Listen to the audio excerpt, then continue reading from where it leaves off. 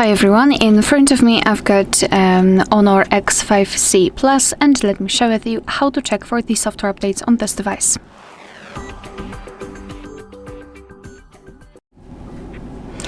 So let's begin with opening the settings, and actually, to be honest, before we'll proceed with the next steps, make sure that you've got the internet connection because it is required for this operation.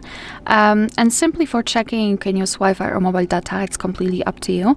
However, if you will decide to download the updates, I highly recommend switching to the Wi-Fi because the update packages are quite large and using mobile data might cause some additional charges. So be aware about that and change to Wi-Fi. So here in the settings, we have to scroll all the way down to find System and Updates, and then tap on Software Update at the top. Now your device will immediately check for the updates. Of course, you can tap on Check for Updates if you want to.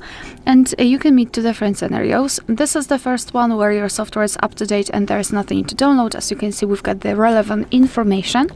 However, if your device will find the update, it will show you the information about it, what has been fixed, what has been added, and then you will be able to tap on Download or Install and apply the update. Alright, so that will be all. Thank you so much for watching. Please hit the subscribe button and leave the thumbs up.